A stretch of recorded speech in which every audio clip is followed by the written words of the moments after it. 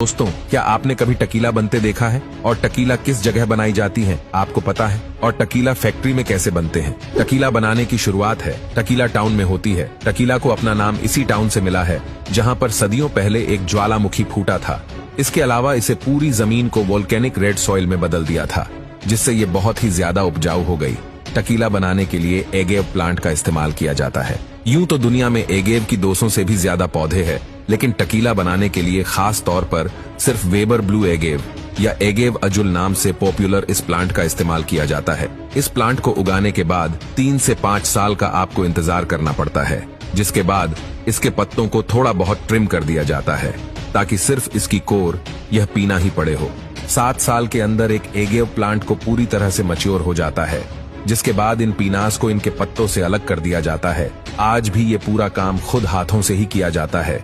इन्हें ट्रिम करने के लिए एक फ्लैट हेड्स घुमावदार टूल का इस्तेमाल किया जाता है। पिनास के अलग होने के बाद एक मशीन द्वारा इसके स्टार्च कंटेंट को टेस्ट किया जाता है और सही होने पर इसे आगे भेज दिया जाता है, जहां हर 1 किलो पीना से 1 लीटर टकीला को निकाला जाएगा। इन पीनास को सबसे पहले 4 हिस्सों में काटा जाता है और फिर इन्हें एक कन्वेयर की मदद से एक ओवन में भेज दिया जाता है। इस ओवन में पकने से इनमें मौजूद स्टार्च शुगर में बदल जाएगा, लेकिन पकने से ये अपना मॉइस्चर भी लूज कर सकते हैं, जिस कारण इन्हें स्टीम की मदद से बेक किया जाता है। अगर ट्रेडिशनल में देखें तो इन्हें ब्रिक ओवन में 48 घंटे तक पकाया जाएगा, लेकिन आज की मॉडर्न फैक्ट्रीज में इन्हें स्टेनलेस स्टील ओवन में सिर्फ 8 से 12 घंटे में भी पकाया जा सकता है। यहाँ से बाहर आने के बाद ये पीनास सॉफ्ट हो जाते हैं और इनका रंग भी बदल जाता है। अब इन्हें पीनास को एक श्रेडर में भेजा जाता है, जहां तेजी से घूमते हुए ब्लेड्स इसे पतले पतले रेशो या फाइबर्स में बदल देते हैं।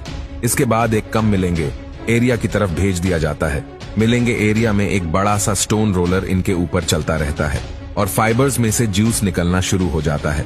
सारे जूस को निकालकर अलग कर लिया जाता है और हमारे पास सूखे फाइबर्स बचते हैं। उसके बाद इनमें ईस्ट ऐड की जाती है। ईस्ट में मौजूद बैक्टीरिया इसे जूस में मौजूद सारे शुगर को खा जाते हैं और उसे अल्कोहल में बदल देते हैं।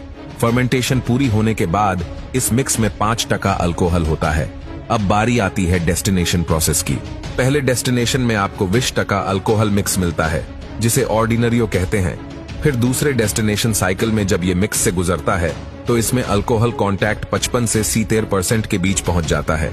इसके बाद इस मिक्स को थोड़ा सा मिक्स करने के लिए इसमें डिस्टिल्ड वाटर डाल दिया जाता है। एजिंग प्रोसेस में सिल्वर टकीला को व्हाइट ऑक बैरल्स में रखा जाता है, जिससे टकीला को 3 से 11 महीनों में ही पैनल से बाहर निकाल लिया जाता है। उसे रेपोसाइड हो या गोल्ड टकीला कहते हैं। इसका कलर और टेस्ट सिल्वर टकीला से काफी अलग है, लेकिन सिर्फ यहीं पर ये नहीं रुकता।